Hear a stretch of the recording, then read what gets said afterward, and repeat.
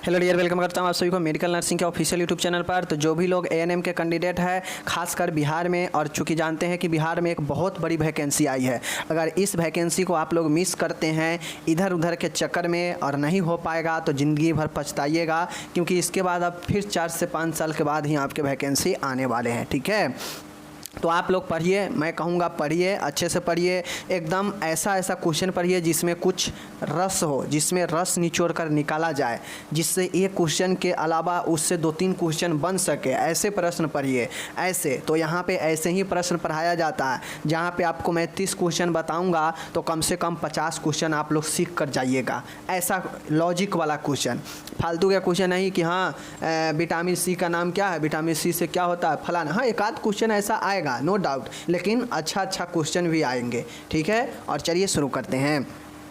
इससे पहले मैं आपको लगभग 12 वीडियो के आसपास दे चुका हूं, जो लोग नहीं देखे हैं जाकर देखिए।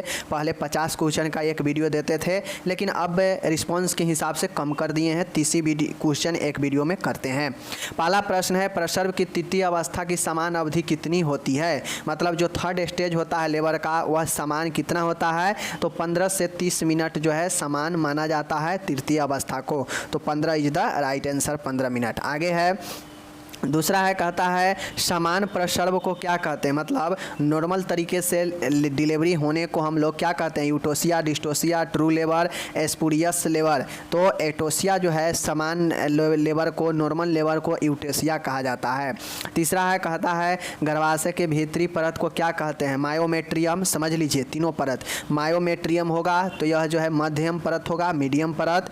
पेरीमेट्रियम होगा तो यह बाह्य परत होगा। ठीक है, मायोकार्डियम होगा, देख लीजिए मायोकार्डियम है, कार्डियम जब भी आ जाएगा तो यह कार्डियस से रिलेटेड हो जाएगा, कार्डियक से, जो कि आपके हार्ट से रिलेटेड है। तो हार्ट का मध्यम परत मायोकार्डियम। ठीक है, इंडोमेट्रियम जो है आपके आंतरिक परत होते हैं यूट्रस के, तो यूट्रस के आंतरिक परत कौन सा होता है? इंडोमेट्रियम। ओके ना, हमसे गर्भाशय के भीतरी परत ही पूछ रहा है, तो भीतरी परत का आंसर होगा ऑप्शन नंबर डी होगा, जबकि ऑप्शन नंबर यहाँ पे बी दिया है, यह गलत दिया है। ठीक है, टाइपिंग मिस्टेक है। ऑप्शन नंबर जो है एंडोमेट्रियम, ऑप्शन डी सही होगा। अगर मध्य पूछेगा तो मायोमेट्रियम होगा, अगर जो है बाहरी पूछता तो पेरीमेट्रियम होता। ठीक है, चौथा है, कहता है निम्न में से, देख लीजिए निम्न दवाइयों में से कौन सी दवाई गर्भ अवस्था के समय होने वाले दौरे को रोकने के लिए किया जाता है?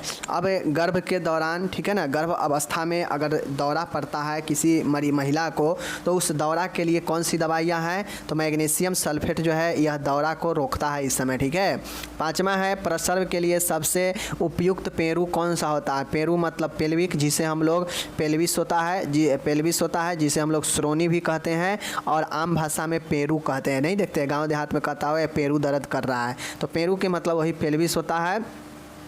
तो यह जो प्रसव के लिए मतलब लेबर के लिए जो सबसे अच्छा पेल्विस माना जाता है, जिसमें ज़्यादा कष्ट नहीं होता है, उसे जो है हम लोग किसमें मानते हैं? गायनेकॉइड पेल्विस को। ठीक है, ये सब जो है आपके पेल्विस का ही प्रकार है। ठीक है, ये चारों पेल्विस का प्रकार है, लेकिन सबसे बढ़िया गायनेकॉइड पेल्विस होता है। पुरुषों में पूछेगा तो एंड्रॉयड पेल्विस होता है। ठीक है, याद रखिएगा, ऑप्शन नंबर ए सही है। छठा है, कहता है प्रस्तुति के संकटावस्था ऑब्स्ट्रक्टियल इमरजेंसी का उदाहरण क्या है?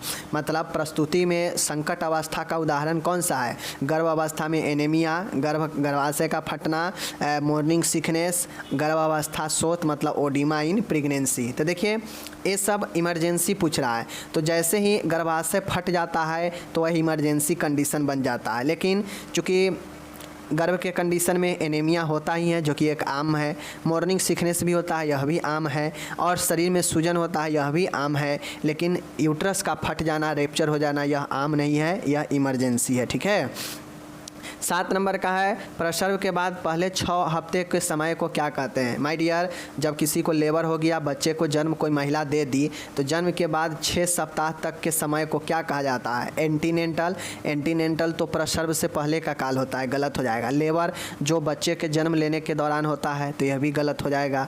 ठीक है, इंट्रापार्टम मतलब होता है लेबर के दौरान, जब चल रहा होता है लेबर उस दौरान। ठीक है, प्यूरिपेरियम होता है सूतिका अवस्था या इसी को प्रसवो उपरांत कहते हैं। तो प्यूरिपेनियम को हम लोग जब लेबर के बाद बच्चे के जन्म के बाद 6 सप्ताह तक जो समय होता है वह प्यूरिपेनियम होता है, इसे सूतिका अवस्था भी कहते हैं। ठीक है।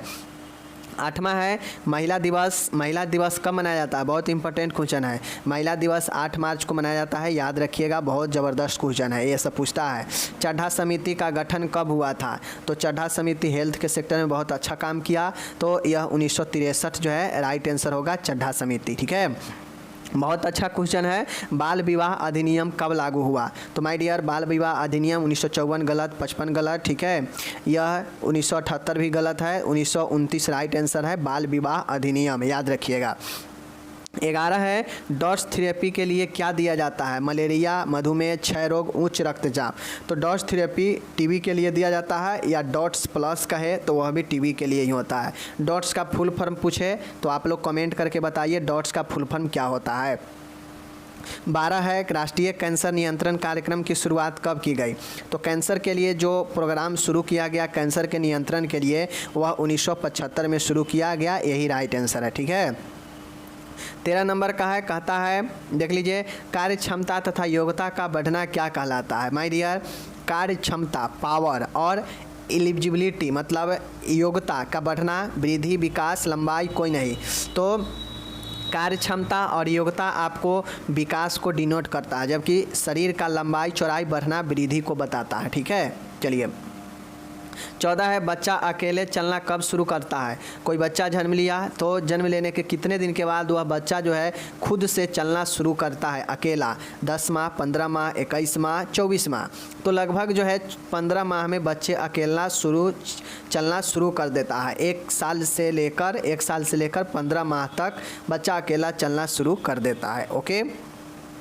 15 है वृद्धि में रुकावट किसके कारण होता है? वृद्धि में रुकावट मतलब ग्रोथ में रुकावट किसके कारण होता है? क्वास्कियोर, मरासमस, कुपोषण कोई नहीं। तो आपको पता है कुपोषण में मरासमस और क्वास्कियोर दोनों रोग होता है, और यह कुपोषण के कमी के कारण होता है, तो इसलिए कुपोषण राइट आंसर होगा, जो कि वृद्धि में का कारण बनता है, वृद्धि रुकने का। MTP चिकित्सीय गर्भ समापन, MTP यही होता है। ठीक है ना, MTP यही होता है, MTP ये जो है यह क्या होता है, जो गर्भ का समापन करवाता है। यह एक्ट कब जो है लागू हुआ? जिसके तहत 1971 में आया, और जिसके तहत कहा गया कि कोई भी अगर जो है गलत काम करेगा, और कोई भी जो है चाहे वो कोई डॉक्टर हो, स्त्री रोग का डॉक्टर हो, चाहे कोई आम नागरिक हो, अगर वह अपने मन से बिना किसी के पूछे जांच के, बिना किसी जोखिम के अगर वह अपने जो है MTP करवाता है, या यूँ कहा जाए एवर्सन करवाता है, तो वह गैर कानूनी होगा, और इसके लिए कानून बना जो कि 1971 में आया, MTP एक्ट। 17 है डिप्थीरिया रोग का कारण क्या है? डिप्थीरिया रोग का कारण जो है स्ट्रेप्टोकोकस गलत, रूबेला गलत, डिप्थीरियाई बैसिलस। ठीक है। और उसके बाद है आपका पर्टुसिस बैसिलस। तो डिप्थीरियाई बैसिलस जो है आपके राइट आंसर होते हैं डिप्थीरिया के लिए। पर्टुसिस बैसिलस जो होता है यह पर्टुसिस के लिए होता है, काली खांसी के लिए। ओके। शुद्ध पानी का उपलब्ध होता है, शुद्ध पानी कहाँ से उपलब्ध होता है इनमें से? तो गहरे कुएं से, सही बात है। उथले कुएं से गलत, झरने से गलत, नदी से गलत। गहरे कुएं से आपके शुद्ध पानी मिलता है, बातें सही है। 19 नंबर है सिक परीक्षण पता लगाने के लिए किया जाता है। सिक टेस्ट जो होता है यह किसके पता लगाने के लिए किया जाता है? मम्स, खसरा, डिप्थीरिया, इन्फ्लुएंजा। तो डिप्थीरिया के द्वारा जो है यह सिक टेस्ट किया जाता है, ताकि डिप्थीरिया का पता चल सके। ओके।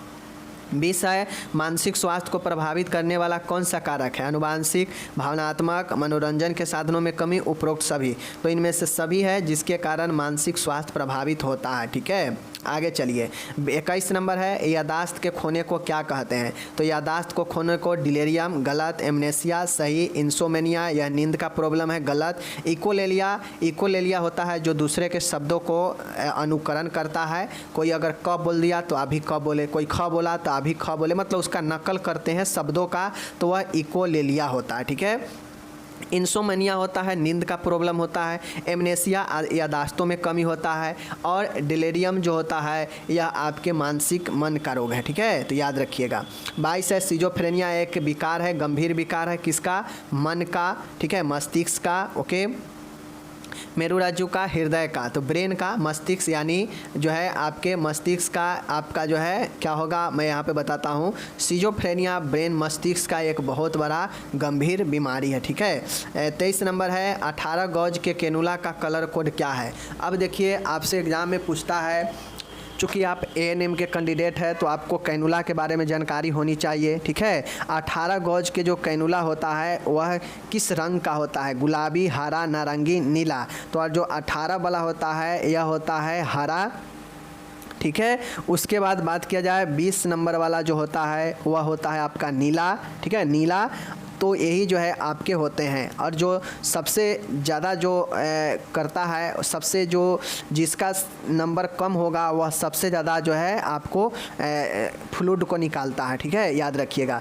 24 है पदार्थ जो बैक्टीरिया को वृद्धि को रोकता है, कौन सा, एंटीडोट, एंटासिड, एस्ट्रीजेंट, एंटीसेप्टिक। तो एंटीसेप्टिक घोल जो होता है यह बैक्टीरिया के वृद्धि को रोकता है, ठीक है। जैसे घाव वगैरह को साफ करने में एंटीसेप्टिक घोल का इस्तेमाल किया जाता है। 100.4, ठीक है, 100.4 डिग्री फ़ारेनहाइट डिग्री सेल्सियस किसके बराबर है, 38 डिग्री सेंटीग्रेड के। आप लोग इसको निकालिएगा फार्मूला के तहत, ठीक है, पता चलेगा। 26 है कहता है प्लाज्मा कोशिकाओं द्वारा उत्पादित, ठीक है, वाई आकार की प्रोटीन है, ठीक है। वाई आकार की प्रोटीन कौन सा है, प्रतिपिंड है, ठीक है, याद रखिएगा। जो कि प्लाज्मा द्वारा उत्पादित होता है उसे प्रतिपिंड कहते हैं। 27 है मूत्राशय के मूत्र के बाहर त्यागना क्या कहलाता है। देखिए नियम, मूत्राशय से मूत्र का बाहर त्यागना कहलाता है एनुरेसिस, ठीक है, डेफिकेशन, म्यूचुरेशन, ठीक है ना, एलिमिनेशन। तो मूत्राशय से मूत्र त्यागने को हम लोग म्यूचुरेशन कहते हैं, ठीक है। उसके बाद जो है आपका एनुरेसिस होता है जो मूत्र न त्यागने को कहते हैं, ठीक है। अब है यहाँ पे 27 नंबर है आपके, 26 नंबर 27 हो चुका, ठीक है ना। 28 नंबर होगा यहाँ पे, सॉरी टाइपिंग गलत है, 28 नंबर होगा प्लेग का इंक्यूबेशन पीरियड क्या होता है। प्लेग हमारा एक बीमारी है, ठीक है, संक्रमण है, और यह इसका उद्भावन अवधि कितना होता है। तो उद्भावन अवधि इसका 1 से 7 दिन होता है प्लेग का, याद रखिएगा। आपसे इंक्यूबेशन पीरियड भी एग्जाम में पूछा जा सकता है, ठीक है। यहाँ पे फिर से टाइपिंग यहाँ पे गड़बड़ हो चुका है, कोई दिक्कत नहीं है। एलोपेसिया का अर्थ होता है dandruff in hair, growing in hair, loss of hair, absence of hair.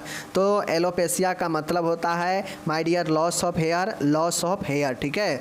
और आखिरी मेरा 30 नंबर का क्वेश्चन है समान दृष्टि मतलब नॉर्मल विजन कितना होता है किसी व्यक्ति में। तो समान दृष्टि जो होता है वह 6/6 का माना जाता है। तो option number D right answer होगा, ठीक है। तो इस प्रकार से मैंने आपको वो सारे 30 क्वेश्चन यहाँ पे करा दिया जो कि आज की इस वीडियो में लिया गया था, ठीक है। अगर चाहते हैं इसी प्रकार से अच्छे अच्छे क्वेश्चन को पढ़ना, एग्जाम में फाइट करना, तो ज़रूर जुड़िए। रात के 9 बजे डेली वीडियो डल जाता है, और यह वीडियो आप चाहें तो अगले रात में डलने से पहले 24 घंटा में कभी भी देख सकते हैं, कोई दिक्कत नहीं है। जितना बार मन हो उतना बार देख सकते हैं, प्रैक्टिस कर सकते हैं पिछला भी वीडियो को, और कंटिन्यू आपके एग्ज़ाम तक यह वीडियो चलेगा ही। लगभग दिसंबर तक आपके एग्ज़ाम होंगे तो आपको कंटिन्यू उतना देर तक चलता रहेगा। ओके, मिलेंगे अगले वीडियो में, धन्यवाद।